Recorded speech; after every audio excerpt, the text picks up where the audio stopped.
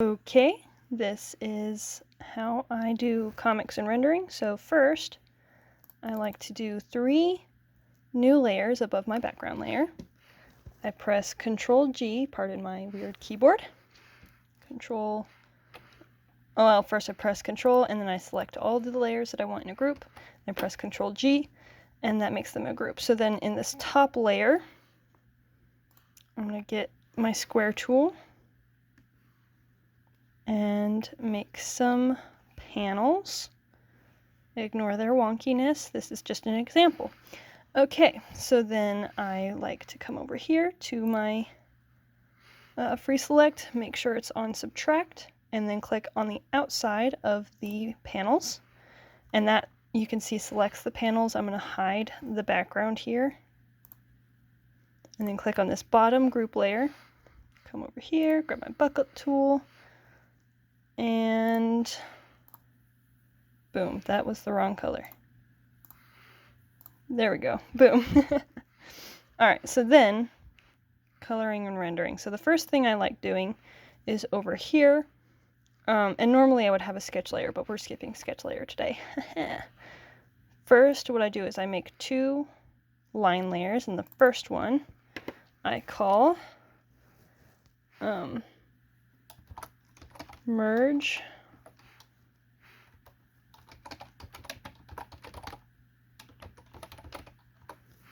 front layer, and then the bottom one there, I'm going to put front layer. Try to spell layer. There we go. And so then this is to help my bucket tool situation work a little better. So then we're going to come back over here. I'll draw a little person. I'm going to draw Zach just for reference. It's going to be really terrible Zach, but the thing about Zach is his hair's kind of complicated, so I don't really want to shade in his hair with lines, like, you know, doing this whole situation, because then the fill bucket tool won't work as good, and we don't want that. So what I do is I come over here to my merge front layer, and then I can add in a few more details, like his little hair lines. And I can kind of be messy with this because it's not gonna matter. Yeah, it's great. I love Zach and all of his hard to draw hair. It's great. Okay, so now that his hair is like that, I'm gonna go ahead and close his shirt up here so that it's easy fill bucket tool material. Put him in his jacket, just so you can see more. There's the knot in the jacket. Okay, so then what I like to do is over here again, I will do 2 layers, select, group, yeah. So then what we want to do is over here on our frame layer, I'm going to click this. This makes it a color layer, and then I'm going to do the same for front layer, not merge. We don't want it on merge front layer, just on front layer. And then we go to usually the top one of that, and then I can actually take my select tool, come over here down to current layer, and instead select color labeled layers. Oh, and it didn't appear, so sometimes I have to like deselect this and then reselect it. I don't know why it does that, but yeah, technology. There it is. Yay. So now it's green color layer. So now that clips all of the colors that I'm about to fill bucket to those layers instead of the one that I'm currently on. So over here, I'll click his skin tone. There we go. Look at him, our beautiful boy. I usually like going to hair next. See how all those little places where the lines connect, but they don't actually, they don't stop the fill bucket from filling. That's what I like about this method. It's so nice. when I discovered it, I was like, this is magic. It makes line work a little bit longer. It really honestly does. But fill bucketing is just, it's so nice. It's so nice. It's so worth it. It's so worth it, guys. It's so worth it. Finish coloring this poor man. This poor tortured soul. Sometimes I have to go back in, see like little details like that. And then I usually like going to the bottom layer here. That's what I use that for. And that way those little details, you could even do, here, watch. Let me erase this here. So even that, so like I have this smaller detail, I can go to this lower level here and just, and see how, because it's underneath and it's all easy and stuff. And then I usually like merging the layers later because I don't like having so many layers. It bugs me. There we go. All right, so we have our Zach and he is all colored, but say he's not in like just this void of space, we want him in a background. So what I'm going to do is I'm going to repeat all of those steps. So make 2 layers, group them together. Oh wait, no, not group, sorry. Merge. I know I spelled nerge, but we're leaving it. Merge background. And then background, whatever. Spelling is not my strong point, guys. So then I'm going to deselect this one from green, put it back on neutral. And I'm going to put background on green. And this, the reason why we want the panel layers, because if it's not there, so even if we have, let's say, oh, that's not my, hold on, let me get black. So we have this tree behind here, for example, and it goes all the way down to the panel end. Oh, I also forgot, I like alpha lock like everything here. That way it doesn't, let's see, when it's unalpha lock, alpha lock. That keeps it in the border of the panel. But if I don't have, so I don't have my panel layer on right now, so then whenever I try to fill bucket with the green tool, come on.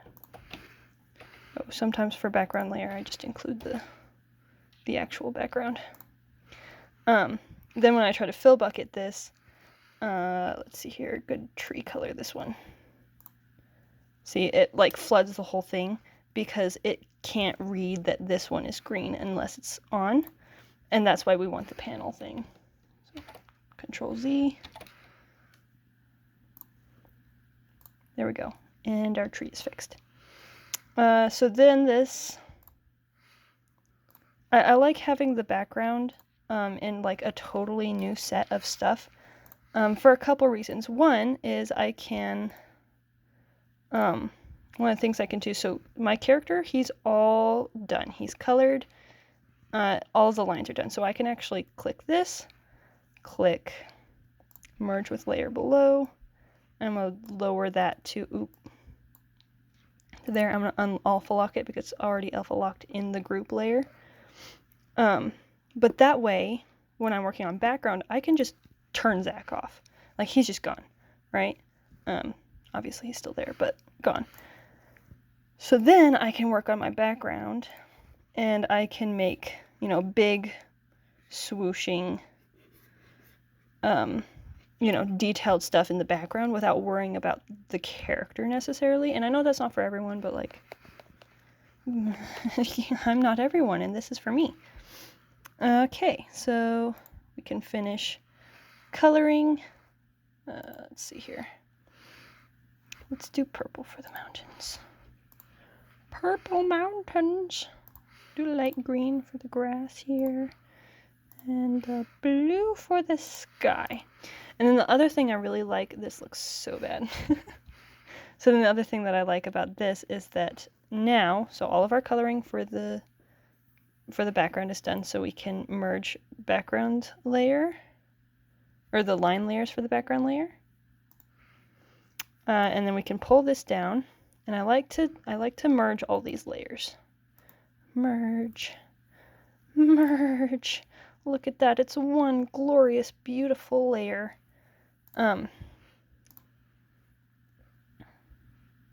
Yeah, I'll get back to that. So then what I like to do for shading and rendering, merge this guy together. So in between the line layer and the colors, I like to add a layer, and then we're going to switch it up here to multiply. And then I'm going to alpha lock that. So now instead of it being alpha locked to this, the background of the panels, that means it's alpha locked to Zach specifically. So then I can come in here and say we're shading, it's going to be sunlight out, so I'm going to use my daytime shadow. So then I can go like this, right? And it only appears on Zach. That's what we want. So now I can, you know, easily block in his shading. And this is, you know, basic shading stuff. What the sun can't see, that's what has shadow on it. And you can see sometimes the background technique is not great because it created these like weird tangents with the mountain. I can go and fix that. But I normally fix that in the drawing stage. I'm not going to fix that now.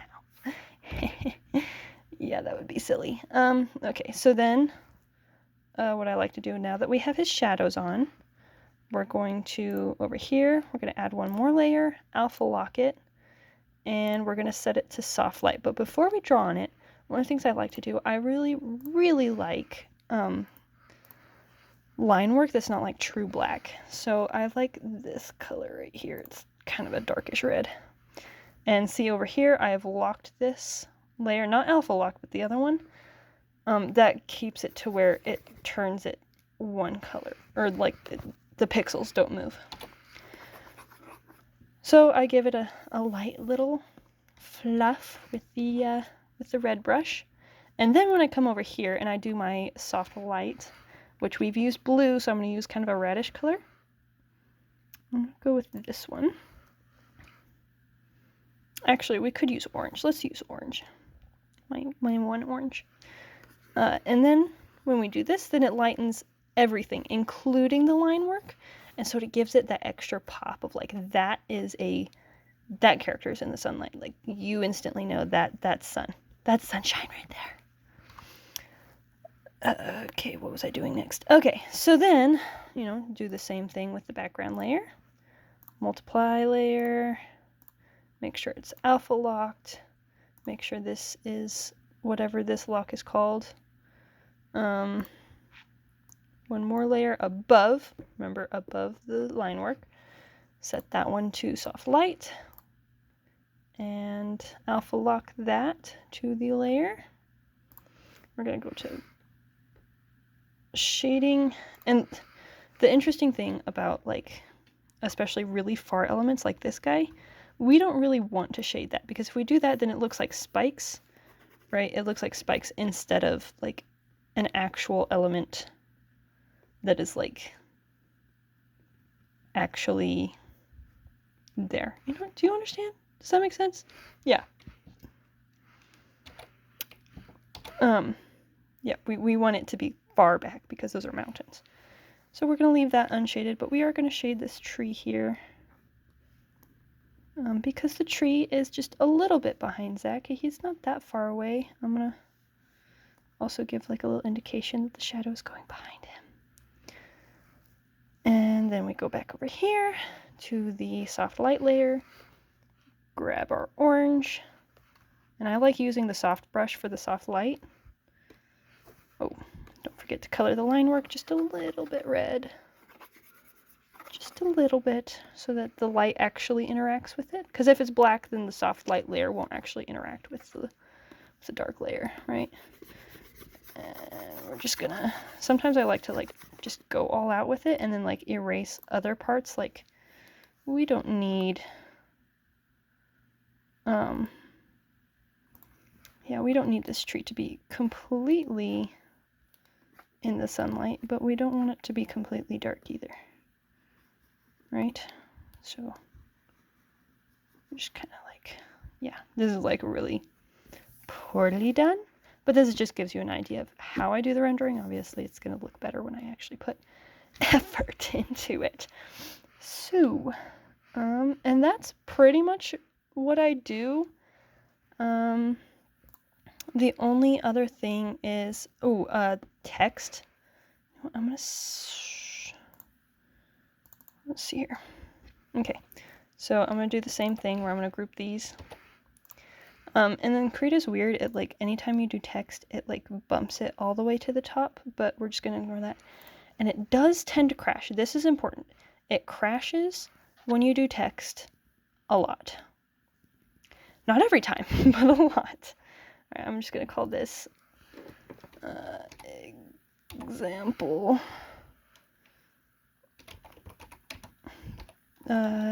coloring. There we go. All right, so this is going to be speech bubbles, right? So we're going to go over here to this text button. Make sure that black is selected, otherwise you're going to end up with whatever your last color was, which in our case would be orange, and we don't really want that. So we draw our box, it pops up. The way my thing is set up, I have to have it on caps lock. That's just because of the way I made my thing. So, hi, I'm back. Exclamation point. All right, save, close. And then one of the things I like to do with text is I have it set to be 12 at default. That's good. I'm not going to keep it there. So, hi, I'm Zach. I'm going to put that right. That looks like a good spot for it. Okay, so we're going to go to this top layer. Oh, first, sorry, I jerked you. First, I'm going to drag this down in here into this group, and then I make another subgroup, because sometimes I like to move things in that's just the bubble part and not this, because when I move this, it moves the entire page. So if you want to move just one bubble of text, if you use the transform tool that you would use for moving the bubble, it's going to move the text for the whole page and not just the one that you're selecting. Yeah, we don't like that. So over here, we are going to grab my black, come back to this, and I'm just kind of draw around it.